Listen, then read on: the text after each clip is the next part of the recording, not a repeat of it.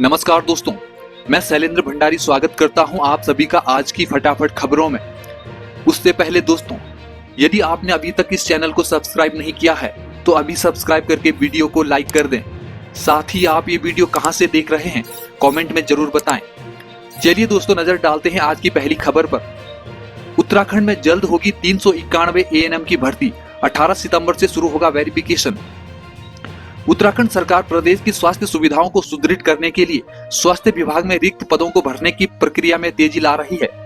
इसी क्रम में उत्तराखंड चिकित्सा सेवा चयन बोर्ड ने 391 महिला स्वास्थ्य कार्यकर्ताओं की भर्ती के लिए दस्तावेज सत्यापन की तिथियों की घोषणा कर दी है। यह प्रक्रिया 18 सितंबर से 30 सितंबर तक चलेगी। सत्यापन के बाद चयनित उम्मीदवारों का मेरिट सूची के आधार पर परिणाम घोषित किया जाएगा। स्वास्थ्य मंत्री धन सिंह रावत ने बताया कि यह प्रक्रिया जल्द पूरी कर ली जाएगी, जिससे राज्य के अस्पतालों में तैनाती शुरू हो सकेगी। ऊधम सिंह नगर एसएसपी को जान से मारने की धमकी देने वाला आरोपी गिरफ्तार। ऊधम सिंह नगर के एसएसपी को जान से मारने की धमकी देने के आरोपी को पुलिस ने चेन्नई से गिरफ्तार कर लिया है। आरोपी अभिषेक मिश्रा के खिलाफ पंतनगर थाने में 3 मामले दर्ज हैं और वह पहले भी बरेली और अजमेर में आपराधिक मामलों में शामिल रहा है। एसएसपी मंजूनाथ टीसी ने बताया कि आरोपी को पकड़ने के लिए पुलिस की साइबर टीम ने चेन्नई में उसकी लोकेशन ट्रैक की और उसे हिरासत में लिया। मामले की जांच अभी जारी है।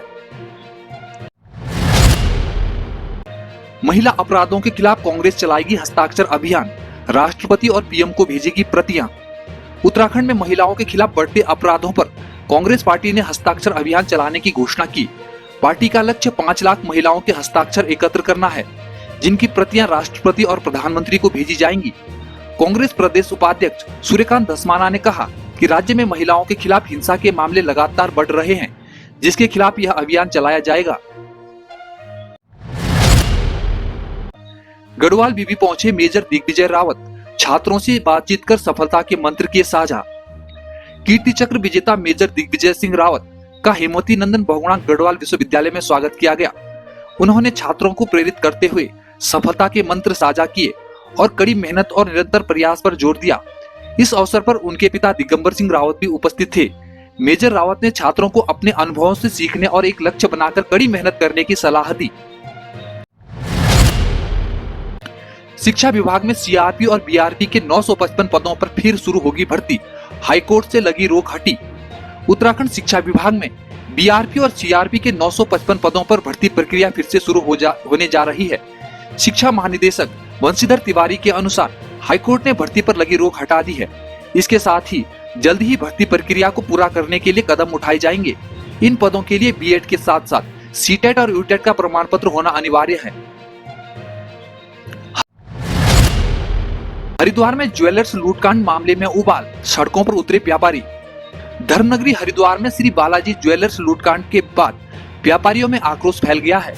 रानीपुर मोड़ पर एकत्रित होकर व्यापारियों ने जोरदार प्रदर्शन किया और धरना दिया।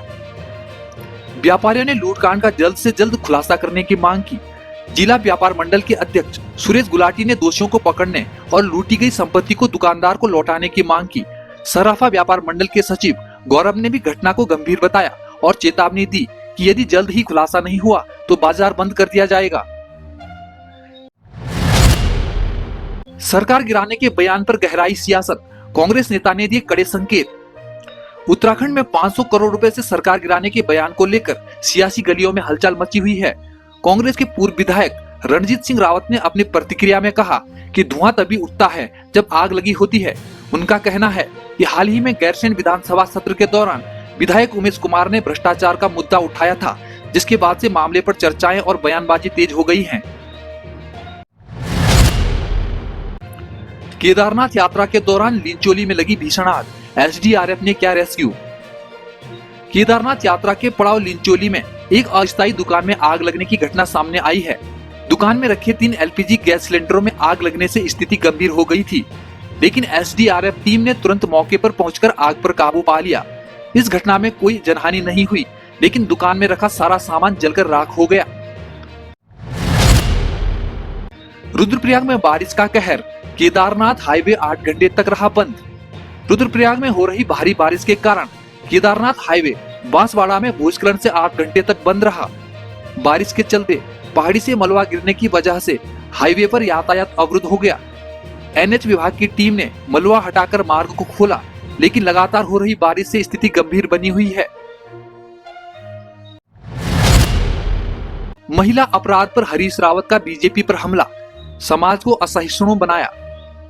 पूर्व मुख्यमंत्री हरीश रावत ने अल्मोड़ा दौरे पर बीजेपी सरकार पर तीखा हमला बोला।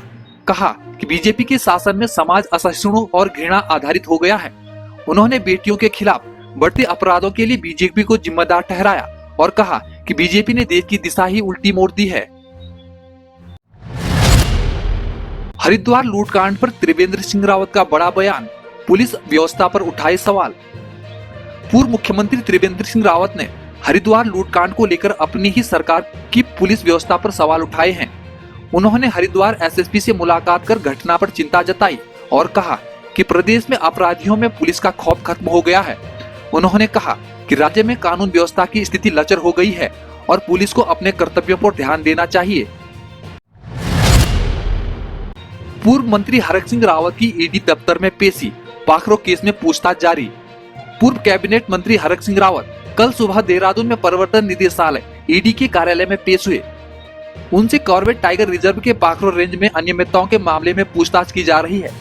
पाखरो रेंज में टाइगर सफारी निर्माण में नियमों का उल्लंघन हुआ था, जिसमें बिना अनुमति के 6093 पेड़ काट दिए गए थे। पहले इस मामले की जांच सीबीआई कर रही थी और अब ईडी भी इसमें शामिल हो चुकी है।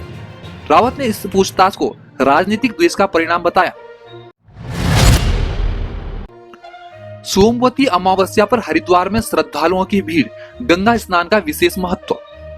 सोमवती अमावस्या के अवसर पर हरिद्वार के गंगा घाटों पर श्रद्धालुओं का जनसैलाब उमड़ा। मान्यता के अनुसार इस दिन गंगा स्नान और दान करने से सभी मनोकामनाएं पूरी होती हैं।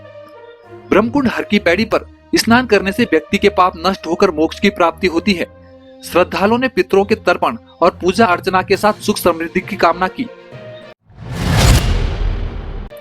उत्तराखंड में भारी बारिश का अलर्ट, उत्तरकाशी में 30 बकरियों की मौत। उत्तराखंड में मौसम विभाग ने कई जिलों में भारी बारिश का येलो अलर्ट जारी किया है। देहरादून, बागेश्वर, नैनीताल, चमोली और पिथौरागढ़ में भारी बारिश की चेतावनी दी गई है। उत्तरकाशी में आकाशीय बिजली गिरने से 30 बकरियों की मौत हो गई है। प्रशासन ने राहत कार्य तेज करने के निर्देश दिए हैं और नदियों के किनारे रह रहे लोगों को सतर्क रहने की सलाह दी है। मसूरी गोलीकांड की बरसी पर शहीदों को श्रद्धांजलि, सीएम धामी ने किए कई वादे। मसूरी गोलीकांड की बरसी पर मुख्यमंत्री पुष्कर सिंह धामी ने शहीदों को श्रद्धांजलि अर्पित की और कहा कि राज्य अगले 10 वर्षों में विकास के शिखर पर होगा।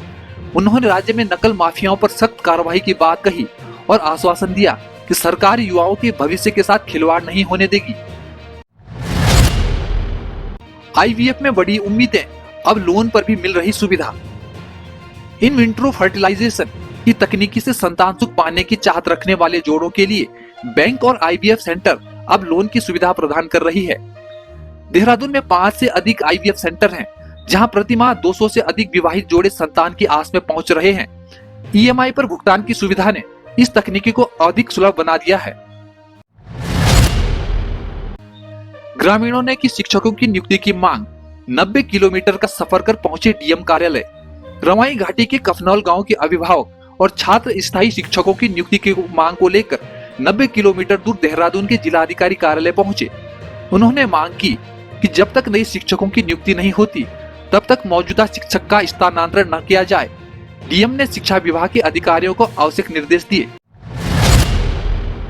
आईडीबीआई बैंक में मैनेजर समेत अन्य पदों पर भर्ती, 35 वर्ष तक के उम्मीदवार जल्द करें आवेदन। आईडीबीआई बैंक ने मैनेजर और अन्य पदों पर भर्ती के लिए आवेदन प्रक्रिया शुरू कर दी है। 35 वर्ष तक की आयु वाले उम्मीदवार 15 सितंबर 2024 तक आवेदन कर सकते हैं। इस भर्ती के तहत कुल 56 पदों पर नियुक्ति की जाएगी। कर्मचारी चयन आयोग ने कांस्टेबल पदों के लिए 25,000 संभावित रिक्तियों पर भर्ती का नोटिफिकेशन जारी किया है। इच्छुक उम्मीदवार 5 अक्टूबर तक आवेदन कर सकते हैं। भर्ती से जुड़ी सभी जानकारी एसएससी की आधिकारिक वेबसाइट पर उपलब्ध है। दोस्तों, ये थी आज की बड़ी खबरें। उत्तराखंड की ताजा तरीन खबरों और नौकरियों की सूचना सबसे पहले पाने के लिए ओहो न्यूज को अभी सब्सक्राइब करें और वीडियो को लाइक करें। साथ ही बेल आइकन को दबाना न भूलें ताकि रोज सुबह आने वाली न्यूज वीडियो का नोटिफिकेशन आप तक सबसे पहले पहुंचे।